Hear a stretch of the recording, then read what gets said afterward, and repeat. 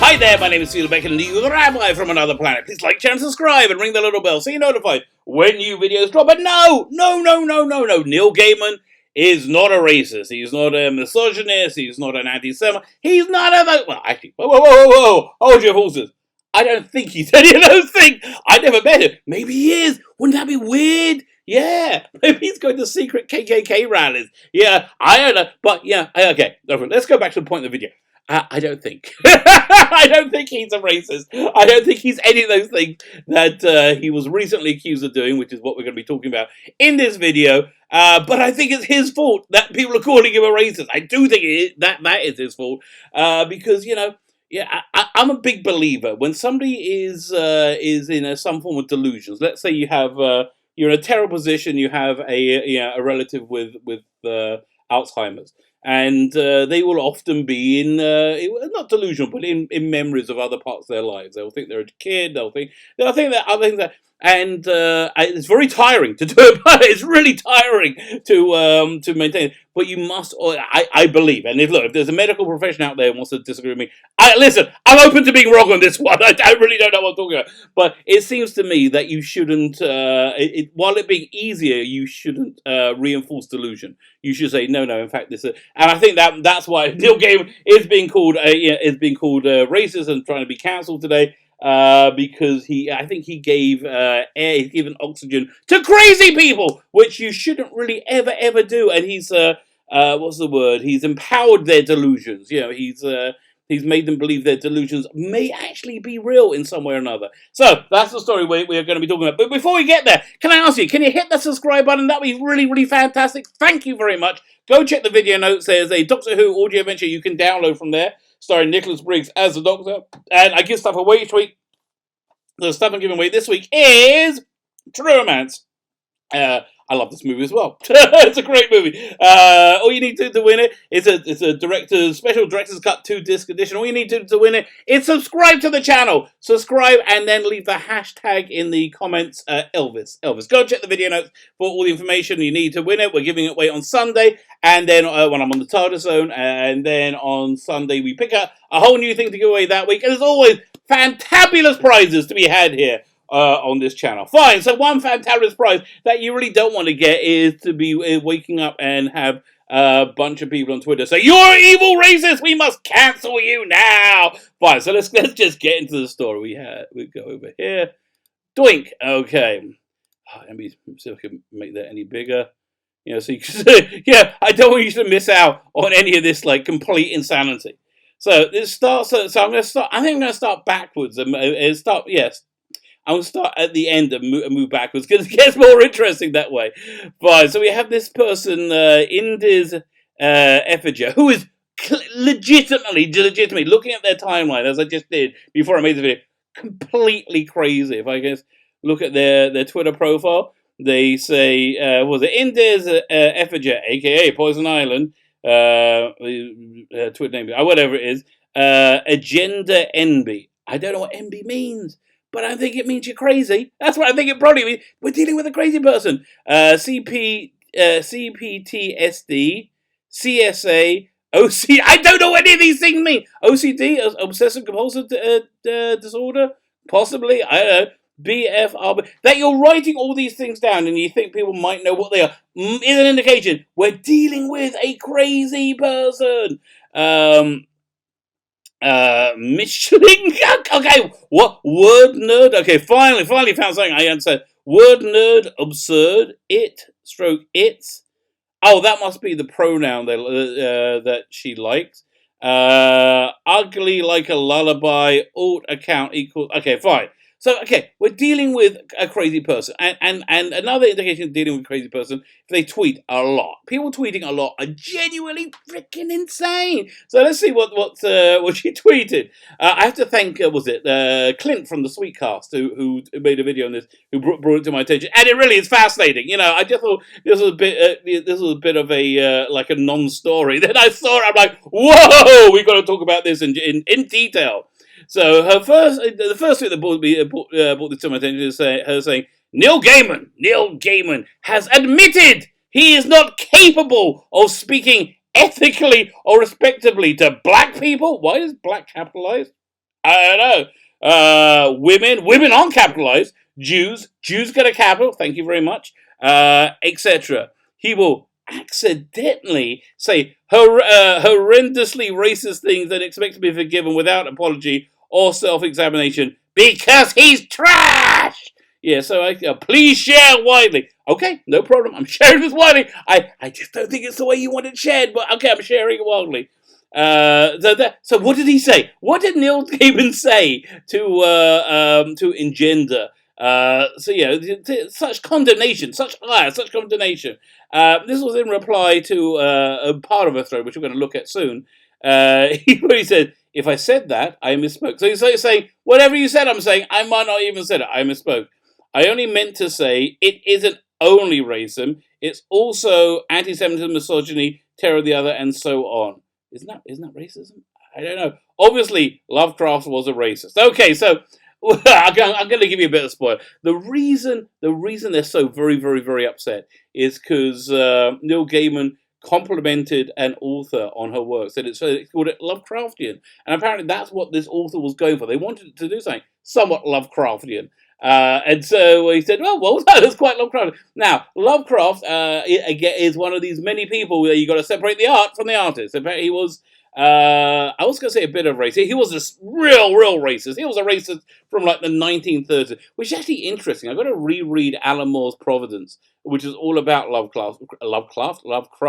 But there's a lot of I would say real deep understanding of Judaism, deep understanding of Judaism within it, which is really weird because, look, I'm a rabbi, understanding Judaism is kind of a thing that I know about. Yeah, so that seems like, and I know that Lovecraft himself was. Has a lot of very, very dodgy, was unquestionably a racist. And again, he was a racist in the 1930s when it was really quite fashionable to be a racist. The reason I've always said that Italy joined the Germans in World War II is just because the outfits that were so freaking, again, stylish. I think that's what drove the Italians more than, a fashionable hatred of Jews or gypsies or gays or whatever. Just the outfits look pretty darn good. So, I would always assign the most stupidest reasons for things rather than the worst. But anyway, so, because Neil Gaiman used the word Lovecraftian when talking to an author, complimenting an author. Now, his real crime was the author he was complimenting, their skin colour was darker. Ooh, that's a naughty. Apparently that's a naughty, and that's why he's getting condemned. So before we go into the actual what Neil said, let's see what crazy people say about it, because crazy people be crazy. So, billets for birthday. This is the person Neil was replying to.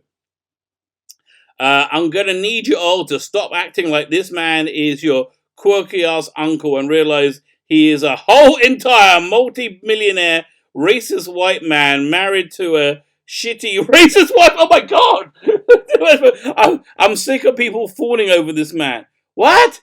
Okay, firstly, he's very talented. He is legitimately very talented, and he's had a very successful career. And just being very talented doesn't mean you're going to get a very successful career. That means you've got to really do quite a bit of work. So I think it's okay to respect him. I respect, listen, I don't really think it's like the greatest thing when somebody can run fast, or somebody can, like the Olympics, you have somebody, oh look, they ran half as fast as a cat. It's like, but I respect the dedication and the work that goes into getting them to do these things. So I do respect it.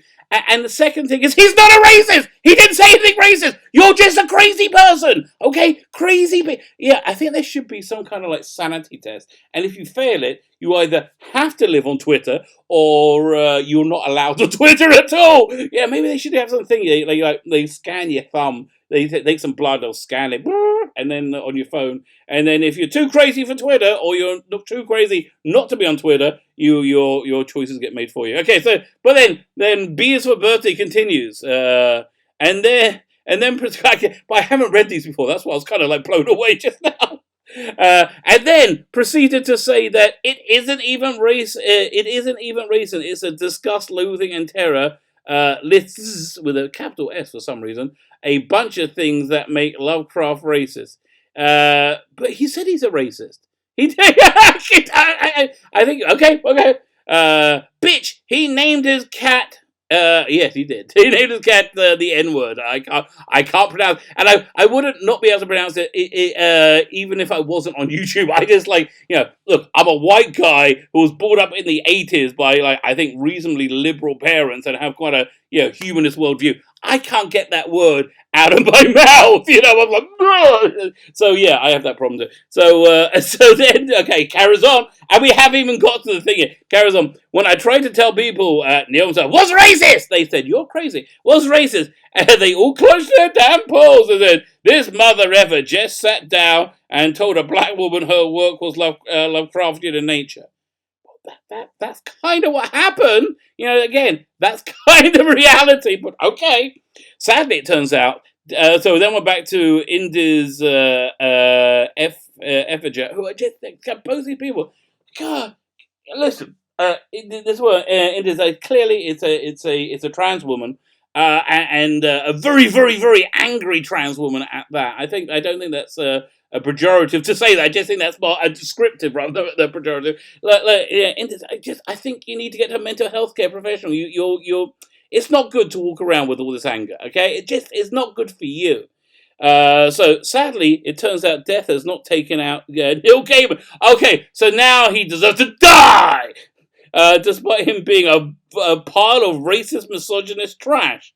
Maybe tomorrow we can. So now they're really wishing death on him. And then and then she. I'm not going to mention his partner's name. I said, hope she dies too. She's racist, trans misogynist. What's the trans misogynist? After all, okay. I think this person is seeing a lot of attacks where they don't really exist because they're crazy. This is a crazy person. But here's what Neil did wrong. Let's look at his Twitter feed. So let's go back and see what actually happened. We'll go over to here. So he was responding to this tweet right here. And I tell you, I wish I could meme. I'm really terrible at using GIFs. I don't even know where to find them. This is probably another reason I'm not on Twitter so much. Okay, so on LL McKinney, who is a master of urban fantasy, queen of reimaginings. That's not good. That's not be a reimagining. Not very good. First of her name. That's funny. Hey Stan. Don't know what that means. Blurred cellist. Well done. Appetit Nigress. I think I could say that. Yeah. Okay, so she's Fugs. Currently on back order.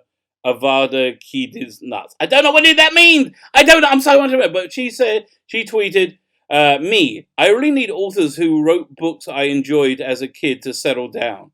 Gaiman. Lovecraft wasn't a racist. He was just scared. Me. And she's rolling her eyes. So, to which Neil, no.